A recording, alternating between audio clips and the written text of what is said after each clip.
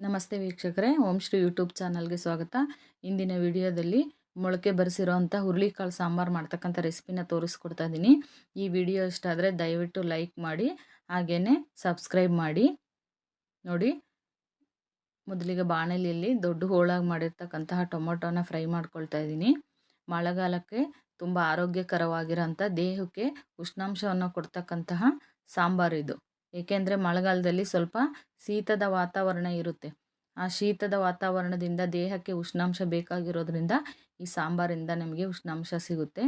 ಈಗ ಕಟ್ ಮಾಡಿರೋಂಥ ಈರುಳ್ಳಿ, ಸ್ವಲ್ಪ ಬೆಳ್ಳುಳ್ಳಿ ಮತ್ತು ಕರಿಬೇವನ್ನು ಕೂಡ ಆಯಿಲಲ್ಲಿ ಫ್ರೈ ಮಾಡ್ಕೋಬೇಕು.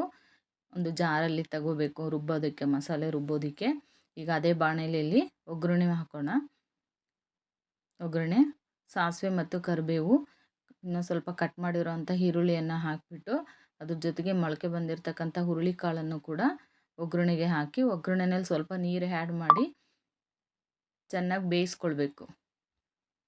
ಮೊಳಕೆ ಕಾಳನ್ನು ಹಾಕಿ ಒಗ್ಗರಣೆಗೆ, ಇದು ಮೊಳಕೆ ಕಾಳು ಬೇಯಬೇಕಲ್ವ, ಅದಕ್ಕೆ ಸ್ವಲ್ಪ ನೀರನ್ನು ಆ್ಯಡ್ ಮಾಡಬೇಕು.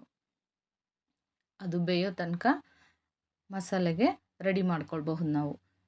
ಹುರುಳಿಕಾಳು ಬೇಯೋದಕ್ಕಿನ್ನೂ ಟೈಮ್ ಇರುತ್ತಲ್ವ, ಆವಾಗ ಮಸಾಲೆಗೆ ರೆಡಿ ಮಾಡಿಕೊಂಡ್ರೆ ಟೈಮು ಸೇವ್ ಆದಂಗೆ ಆಗುತ್ತೆ.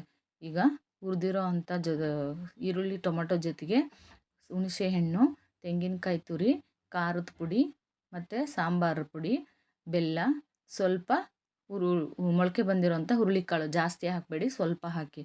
ಏಕೆಂದರೆ ಸಾಂಬಾರು ಟೇಸ್ಟಿಯಾಗಿರ್ಬೇಕಂದ್ರೆ ರುಬ್ಬೋದಕ್ಕೊಂದು ಸ್ವಲ್ಪ ಕಾಳನ್ನು ಸೇರಿಸ್ಬೇಕು. ಈಗ ರುಬ್ಬಿರೋ ಅಂಥ ಮಸಾಲೆನ ಒಂದು ಪಾತ್ರೆಗೆ ತೆಗೆದಿಟ್ಕೊಳ್ಬೇಕು. ಸಾಂಬಾರು ಮಾಡ್ತಕ್ಕಂಥ ಪಾತ್ರೆಯಲ್ಲಿ ಹಾಕಿಬಿಟ್ಟು, ಈಗ ಒಗ್ಗರಣೆಗೆ ಬೆಂದಿರೋ ಅಂಥ, ಸ್ವಲ್ಪ ಬೆಂದಿದೆ ಇದು ಕಾಳು. ಈಗ ಮಸಾಲೆ ಜೊತೆಗೂ ಕೂಡ ಕಾಳು ಸ್ವಲ್ಪ ಬೇಯಬೇಕು.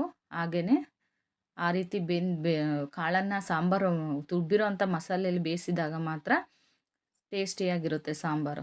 ಈಗ ಅದಕ್ಕೆ ಸ್ವಲ್ಪ ನೀರನ್ನು ಎಷ್ಟು ಬೇಕೋ ಅಷ್ಟು ಸೇರಿಸ್ಬೇಕು. ಆನಂತರ ಅದಕ್ಕೆ ಉಪ್ಪು, ಕೊನೆಯದಾಗಿ ಉಪ್ಪನ್ನು ಸೇರಿಸಿ ಚೆನ್ನಾಗಿ ಕುದಿಸ್ಬೇಕು ಸಾಂಬಾರನ್ನು. ಬೇಕಾಗಿರೋಂಥ ಸಾಮಗ್ರಿ: ಮೊಳಕೆ ಕಾಳು, ತೆಂಗಿನಕಾಯಿ ತುರಿ, ಈರುಳ್ಳಿ, ಟೊಮೊಟೊ, ಬೆಳ್ಳುಳ್ಳಿ ಮತ್ತು ಬೆಲ್ಲ, ಹುಣಸೆ ಹಣ್ಣು, ಸಾಂಬಾರು ಪುಡಿ, ಖಾರದ ಪುಡಿ ಮತ್ತು ಒಗ್ಗರಣೆಗೆ ಎಣ್ಣೆ, ಕರಿಬೇವು, ಸಾಸಿವೆ, ರುಚಿಗೆ ತಕ್ಕಷ್ಟು ಉಪ್ಪು. ಇಷ್ಟು ಬೇಕಾಗಿರೋವಂಥದ್ದು.